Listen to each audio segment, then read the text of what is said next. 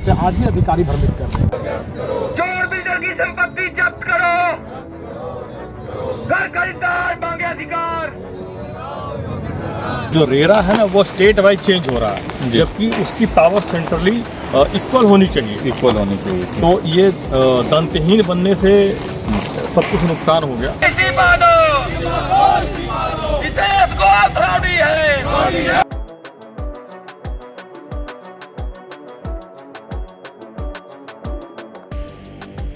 जब कोर्ट समस्या का समाधान कर सकता है, अम्रपाली की समस्या का समाधान हुआ ना, किसने किया? सुप्रीम कोर्ट नहीं किया। क्या सरकार नहीं कर सकती थी? कर सकती थी। एनसीएलटी में इसको नहीं जाना चाहिए। अच्छा, आप कहीं टीवी फ्रिज खरीदते हैं, कुछ खरीदने जाते हैं, आप पैसे दे दें और वो एनसीएलटी में चला जाए, ये क्या मतलब? बिल्कुल। जिनको लगता है कि नहीं आप उनकी समस्या का समाधान अथॉरिटी कर रहा है, तो आपकी आंखों से पर्दा हट जाएगा। नमस्कार, आज बात उन खंडहरों की करेंगे जो खंडहर लगातार चीख चीख कर पूछ रहे हैं कि इनमें रहने वाला कब आएगा। ये वो प्रोजेक्ट हैं ग्रेटर नोएडा के, जिनमें कम से कम आज से 10 साल पहले घर दे दिया जाना था, लेकिन आज तक लोगों को घर नहीं मिला। आप ये जो ऊंची इमारत देख रहे हैं, दरअसल यही भ्रष्टाचार को बढ़ाने वाला बहुत बड़ा तंत्र बन चुका है। कैसे, वो आपको हम बताते हैं। इन इमारतों को ऊंचाई तक खड़ा कर दिया जाता है और उसके बाद में जो लोग घर लिए रहते हैं, उनके घर का सपना 10 साल बाद भी पूरा नहीं किया जाता। ये होता कैसे है? दरअसल पेमेंट प्लान है। पेमेंट प्लान ये कहता है कि जब इमारत 20वें मंजिल तक, यानी जितनी ऊंचाई उसकी निश्चित की गई है, वहां तक पहुंच जाती है, तो उसके बाद में उस सारे पेमेंट चले जाएंगे और उसके बाद में आपको पोजेशन की प्रक्रिया शुरू होगी। इन इमारतों को इन ऊंचाइयों तक तो पहुंचा दिया जाता है। आप देखिए 20 मंजिल की ऊंचाई तक पहुंचा दिया गया, लेकिन उसके बाद 10 साल से काम बंद रहता है। फिर ये एनसीएलटी में जाता है, फिर ये दिवालिया हो जाते हैं। और ये कहानी एक प्रोजेक्ट की हम नहीं कर रहे हैं, ये कहानी है गौतम बुद्ध नगर, गुड़गांव, फरीदाबाद, गाजियाबाद, इन तमाम इलाकों के हजारों हजार घर खरीदार और सैकड़ों प्रोजेक्ट की, जो आज भी ये सवाल पूछ रहे हैं उन्हें उनका आशियाना कब मिलेगा। आप सोचिए, 2010 में जिस शख्स ने अपनी तमाम जमा पूंजी लगा करके इस आस में घर लिया था कि 2013 तक उसे घर मिल जाएगा, लेकिन आज 2025 में हम खड़े हैं, उसके बैंक का लोन चुकता हो गया लेकिन उसे घर नहीं मिला। तो ये एक नेक्सस है भ्रष्टाचार का, जिस पर सुप्रीम कोर्ट ने बहुत ही सक्रियता से अपनी बात रखी है। सुप्रीम कोर्ट ने बताया है कि किस तरह से ये सब कुछ हो रहा है और सीबीआई जांच की बात सुप्रीम कोर्ट अब कर रहा है। निहायत जरूरी है कि जांच होनी चाहिए और पता चलना चाहिए ये कौन लोग हैं जो ये सब कुछ कर रहे हैं और ऐसी इमारतों में लोगों से पैसा लेकर उन्हें फंसा रहे हैं। तो जिस प्रोजेक्ट पर हम पहुंचे हैं और जहां की हम जानकारी ले रहे हैं कि क्या हालत है पूरे ग्रेटर नोएडा वेस्ट में, हमारे साथ बात करने को मौजूद है अभिषेक कुमार, निफा फाउंडेशन के अध्यक्ष भी हैं। इसके साथ साथ अभिषेक कुमार जो है वो उन घर खरीदार भी हैं और उनका खुद का घर है ग्रेटर नोएडा वेस्ट में। अभिषेक जी, क्या कहेंगे? सुप्रीम कोर्ट ने तो कहा है कि सीबीआई जांच की बात वो कह रहा है, उस दिशा में आगे बढ़ रहा है, आप इस पे क्या कहना चाहेंगे? एक कहावत है मिहिर जी, देर आई दुरुस्त आई। सुप्रीम कोर्ट का फैसला जरूर देर से आया, लेकिन एक बहुत ही बायर्स के लिए जो कह सकते हैं क्या, जो एक ये आगे चल के मिल का पत्थर साबित होगा सभी डेवलपर्स के लिए। एक मैसेज होगा कि अगर आप गलत करेंगे तो आप भुगतेंगे।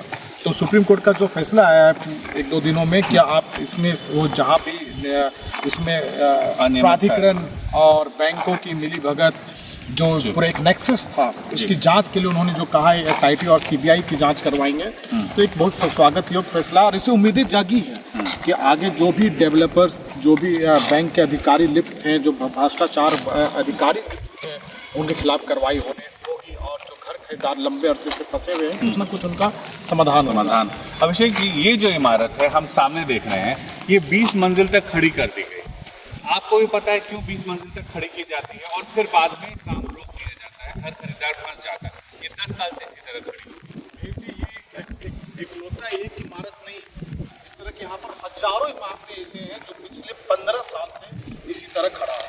15 सालों से आप समझ लीजिए, 15 साल से खड़ा करने के पीछे नहीं, आप भी आश्चर्य होते होंगे। हालांकि आप तो एक आंदोलनकारी रहे हुए हैं, तो दर्शक मैं बताना चाहूँगा खड़ा क्यों होता है इमारत। इस में एक पेमेंट प्लान जो इनका चलता है, कंस्ट्रक्शन लिंक प्लान, जब तक इनकी इमारतें खड़ा होगी तब तक इनका 100% कोई भी बायर्स, अगर आप घर खरीदेंगे तो आपकी 100% पेमेंट चला जाएगा। अच्छा, तो जब पेमेंट इनको 100% चला जाता है, उसके बाद ये काम बंद करके उस पैसे को डाइवर्ट करके दूसरे प्रोजेक्ट में लगा देते हैं। कहीं क्रिकेट टीम खरीद लेते हैं, कहीं पर वो अपने कोई शानदार रिसोर्ट खरीद लेते हैं। ये सब बिल्डर्स अपने फंड को डाइवर्जन कर देते हैं। तो ऐसी सुनसान पड़ी हजारों की संख्या में इमारतें हैं। एक बात बताइए, ये जो भ्रष्ट बिल्डर है, इन पर नकेल कसने की जिम्मेदारी जो है वो किसकी रही है? देखिए, कोई भी डेवलपर्स अगर लैंड लेता है तो प्राधिकरण से लेता है, चाहे वो नोएडा प्राधिकरण हो या ग्रेटर नोएडा प्राधिकरण, तो निश्चित तौर पे नकेल कसने की भी जिम्मेदारी प्राधिकरण का है। आप और हम अगर 100-200 मीटर के लैंड खरीदने के लिए जाएं प्राधिकरण से, और उसकी पेमेंट अगर आप सही समय पे अगर आप नहीं करेंगे तो लैंड को कैंसिल कर दिया जाएगा और आप पे इतनी पेनल्टी ठोक दी जाएगी या कैंसिल ही कर दिया जाएगा। पेनल्टी की तो बात ही छोड़िए, और पैसा भी रख लेते हैं, पैसे भी रख लेते हैं, फॉरफिट कर देते हैं। लेकिन इन बिल्डरों के केसेस में ऐसा नहीं हुआ है। जो बिल्डर्स को पैसा 2017 तक में देना था, 2017 तक में देना था 10 इंस्टॉलमेंट में, आप ये भी समझिए, एक जमीन कोई बिल्डर खरीदा है 100 करोड़ रुपए में, तो उसे 100 करोड़ रुपए 10 इंस्टॉलमेंट में देना था, मतलब 10 सालों में देना था, 10-10%, यानी कि 10-10 करोड़ रुपए हर साल उसे हर साल देना था। लेकिन वो पूरा प्रोजेक्ट जो है वो बेच देता है, एक बार में वो बेच सकता है, एक बार में बेच दे सकता है। और वो क्या किया, 10 सालों में सिर्फ 10% ही पैसा दे के रह गया, लेकिन उसके प्रोजेक्ट कभी भी कैंसिल नहीं हुआ ना, और उसे दूसरे भी जमीन आवंटन की गई। यानी अथॉरिटी को सिर्फ 10% पैसा मिला, घर खरीदारों से पूरा पैसा ले लिया उन्होंने, अपना 90% उधर बचा लिया, और घर खरीदारों से हजारों करोड़ इधर से भी उगा लिए, बैंक से भी लोन उठा लिया। बैंक से भी उठा लिया। सबसे बड़ा भ्रष्टाचार ये है कि उसे डिफॉल्टर बिल्डर्स को दूसरी भी जमीन आवंटन कर दी गई। अच्छा, उन्हें जमीन भी दी गई। दूसरी एक बिल्डर्स का, किसी एक भी डेवलपर्स का सिर्फ एक प्रोजेक्ट नहीं है, उसके 10 प्रोजेक्ट बंद पड़े हुए हैं, तो उसे उसके बाद जमीन डिफॉल्टर होने के बाद भी जमीनें पे जमीन अलॉट की गई है। तो ये सब कहीं ना कहीं भ्रष्टाचार तो है। ये भ्रष्टाचार, देखिए, पुरानी सरकार की जो नीयत थी जी, उस पर हम लोग बिल्कुल एक सवाल खड़ा हो सकता है। सुनवाई नहीं किया। अगर किसी डेवलपर्स ने एक प्रोजेक्ट लिया, एक्स प्रोजेक्ट खरीदा, तो उसमें वो बैंक से भी लोन ले लिया, और उस प्रोजेक्ट में घर खरीदने वाले जो बायर्स होते हैं वो भी लोन लेके ही घर खरीदते हैं। तब समझिए कि उनके जो बैंक बिल्डर भी लोन ले रहा है, बायर्स भी लोन ले रहा है, एक ही प्रोजेक्ट में 2-2 व्यक्ति लोन ले रहे हैं जी। अब बिल्डर्स यहाँ तक एक काम करते हैं, अगर वो किसी सपोज अगर किसी एक बैंक से लोन लिया तो वो क्या करता है, वो पेपर जाकर दूसरे बैंक से भी लोन ले लेता है। मतलब ये कहा जाए कि एक ही जमीन पर एक बैंक से लोन ले लिया बिल्डर ने, दूसरे बैंक से भी ले लिया, घर खरीदार भी ले रहा है। तो ये तो पूरा जो आज इतना डिजिटल सिस्टम है, वो तो बैंक को पता चलना चाहिए कि बिल्डर ले चुका है लोन। वो जब भ्रष्टाचार जहाँ लिप्त हो तो वहाँ पर कैसे लिप्त करना चाहिए। कोई ऐसा केस आपको याद आता है जहां आपको ये मलाल रहा हो कि उस इंसान को घर मिल जाता, काश आप दिलवा पाते? देखिए, कई सारे ऐसे केसेस हैं जिनकी मलाल हमें है कि डेवलपर्स नहीं दिया, चाहे वो अर्थ इंफ्रास्ट्रक्चर की बात हो, चाहे आम्रपाली की बात हो, या तमाम डेवलपर्स हो, सुपरटेक की बात हो। लोग अपने घर का इंतजार करते करते कुछ, और या तो कोई बच्चे अपने माता पिता के लिए घर लिया, या फिर कोई माता पिता अपने बच्चे के लिए घर लिया, जिनकी शौक थी कि मैं अपने उस घर में मैं पूजा करूं, अपने बच्चे को दूं, या फिर जो कैंसर के लिए, कोरोना में कितने सारे लोग नहीं रहे हैं, बहुत सारे घर खरीदार इधर के होंगे। अब बहुत सारे हैं। और आम्रपाली के केसेस में आप सुनते होंगे कि 3000 फ्लैट कोई क्लेम करने वाला नहीं। ठीक है, हो सकता है 3000 में 2500 फ्लैट में नाम हो सकता है, लेकिन 500 ऐसे फ्लैट हैं जो उसके कोई रहे नहीं कि उसे क्लेम कर पाए। कोई है ही नहीं जिस क्लेम कर पाए, जो कह सके कि घर मेरा है, क्योंकि वो आज इस दुनिया में नहीं है। तो 15 साल, अब 2010 में प्रोजेक्ट लॉन्च किया गया है, प्रोजेक्ट आज हम 2025 में खड़े, 3 साल में देने की बात थी, 2013 में देने की बात थी। बताइए, 3 साल में, आज हम 2025 में, आज भी वीरान पड़ा हुआ इस तरह का हजारों की संख्या। और देखिए, बिल्कुल मतलब ध्यान लगा करके वहाँ तक खड़ा कर दिया जाता है ताकि बैंकों को ये दिख जाए कि हाँ, ऊपरी फ्लोर बन गया है, अब पैसे दे दो इनको। बिल्कुल। एक बात नहीं लगता कि अगर सरकार ने जैसे बाकी समस्याओं पर, किसानों की समस्या हो या कई और समस्याएं हैं, उस पर सरकार बहुत एग्रेसिवली आकर के वर्कआउट कर लेती, सॉल्यूशन ले आती, आपको नहीं लगता जो बातें कोर्ट कह रही है, चाहे आम्रपाली का केस रहा हो, चाहे दूसरे बाकी केस रहे, जेपी या बाकी तमाम केसेस रहे हो, यूनिटेक के सब कुछ, इसमें क्या सरकार फ्रंट फुट पर आकर के कुछ ऐसा नहीं कर सकती है? ये जो घर खरीदार है, इन्हें राहत भी मिल जाए और सरकार को भी नुकसान ना हो। देखिए, एक ना, जब हम लोग जो हमारे प्रेजेंट में मुख्यमंत्री माननीय योगी जी से भी हम लोगों ने मुलाकात की, उन्हें भी हमने अपनी समस्या को उनके सामने को रखा और उन्हें समझाया भी। कई बार इससे पहले तो हम अपनी समस्याओं को मुख्यमंत्री जी के पास लेके पहुंच ही नहीं सकते, क्योंकि अधिकारी भ्रमित कर देते थे। आज भी अधिकारी भ्रमित कर रहे हैं। अच्छा। समस्याओं को आज भी अधिकारी भ्रमित कर रहे हैं। तो आप जैसे सरकार की नीयत, अब जब कोर्ट समस्या का समाधान कर सकता है, अम्रपाली की समस्या का समाधान हुआ ना, किसने किया? सुप्रीम कोर्ट नहीं किया। क्या सरकार नहीं कर सकती थी? कर सकती थी। लेकिन आप कोर्ट में देखेंगे, जब कोर्ट में मैटर चलता है, जब कोर्ट में सुनवाई होती है, तो प्राधिकरण भी आके पहले अपनी पैसे की बात करती है। मैं आपसे रिक्वेस्ट करूंगा कि आप जाइए किसी दिन हियरिंग में, अम्रपाली की हियरिंग, चाहे अर्थ इंफ्रास्ट्रक्चर, सुपरटेक, तमाम हियरिंग जो सुनवाई चलती है, आप जाइए, आप देखिएगा। अथॉरिटी में सारे बायर्स से भी अपील करूंगा कि आप जाइए, जिनको लगता है कि नहीं आप उनकी समस्या का समाधान अथॉरिटी कर रहा है, तो आपके आंखों से पर्दा हट जाएगा।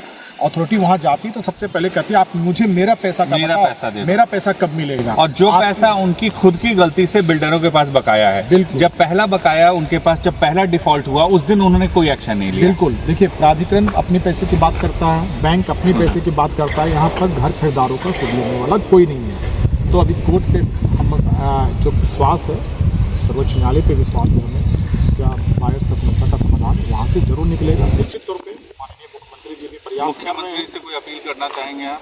माननीय मुख्यमंत्री जी से लगातार हम मिल रहे हैं और आने वाले दिनों में भी मिलेंगे कि रजिस्ट्री की एक हमारी बड़ी समस्या है, और मुझे उम्मीद है कि अमिताभ कांत कमेटी को जो पार्शल तरीके से पास हुआ है, रिपोर्ट उनका उसे पूरी तरीके से पास हो और खरीदारों का समस्या का समाधान उसी रिपोर्ट। हमारे साथ डीके सिन्हा जी हैं। डीके सिन्हा जी लगातार घर खरीदारों के हक की आवाज़ उठाते रहते हैं। सिन्हा जी, क्या समाधान है? ऐसे वीरान मकान कब तक पड़े रहेंगे? हम लोग कहीं न कहीं कमज़ोर रेरा बनाए, जिसकी वजह से बिल्डर को मनमानी करने का एक ऑप्शन मिल गया। अदरवाइज आप देखेंगे महाराष्ट्र में बिल्डिंग बन जाती है, हैंडओवर हो जाती है, और यहाँ पर हम लोग कुछ नहीं कर पाते हैं। तो जो रेरा है ना, वो स्टेट वाइज चेंज हो रहा है, जबकि उसकी पावर सेंट्रली इक्वल होनी चाहिए। तो ये दंतहीन बनने से सब कुछ नुकसान हो गया, और इस पर रेरा में सुधार करना चाहिए। न्यायपालिका और सरकार से पूरी उम्मीद है कि इसको करते हुए बिल्डर बायर्स के जो समस्याओं को देख रहे हैं, वो समाधान भी निकलेगा और आगे वाले जनरेशन को भी इसका फ़ायदा मिलेगा। क्या सरकार से आप अपील करना चाहेंगे आज? अपील मैं ये करना चाहूँगा कि जो एक ट्विन टावर गिरा था, तो जब तक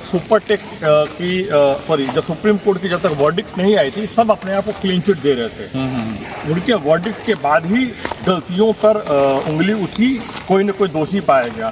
तो क्या हर केस के लिए वहाँ तक जाना पड़ेगा? अच्छा, हमारी जो बेसिक लेवल के जो चेकलिस्ट है, वहीं पर हम इसको कंट्रोल कर सकते हैं, जो हम कहीं नहीं कर पा रहे हैं। जैसे कि आपने बोला कि लोन भी हो जाते हैं, सब कुछ हो जाता है, टावर बन जाता है, लास्ट में वो घर नहीं मिलता है। एक ना रियल एस्टेट में गलत कानून बन गया है, मुझे लगता है, ऐसा मेरा व्यक्तिगत विचार है, वो है NCLT।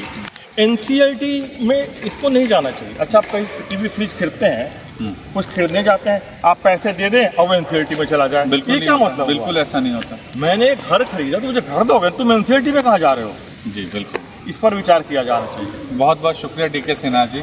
तो आप देखिए, आपको जो इमारत हमारे यहाँ पर पीछे दिख रही होगी, इस इमारत के बारे में बस इतना कहना चाहूँगा कि आप ये समझिए कि इसे एक अथॉरिटी के लिए ये फ्लैट होगा नंबर के हिसाब से, जो सरकारें हैं उनके लिए संख्या होंगी बायर्स के नंबर के हिसाब से, लेकिन किसी आदमी के लिए ये उसके पूरी ज़िंदगी की जमा पूंजी का खर्च है, उसका आशियाना है, जिसका सपना उसने देखा था 2010-2008 में, और आज भी उसे उसका घर नहीं मिला है जब 2025 चल रहा है। तो सरकारों को भी आगे आना होगा, और कोर्ट तो अपनी भूमिका बहुत अच्छे से निभा रहा है, उससे ही जो राहत मिल पा रही है। अगर सरकारें भी इस तरह राहत देने लगे तो हो सकता है जल्द से जल्द इन इमारतों को जिन्होंने अपने लिए बुक कराया है, इनके अंदर जो घर बुक कराया है, वो यहाँ रह पाएंगे, और ये ज़मीन जो आपको बंजर दिख रही है यहाँ पर, शायद उनके बच्चे, उनका परिवार यहाँ पे खेल पाएगा।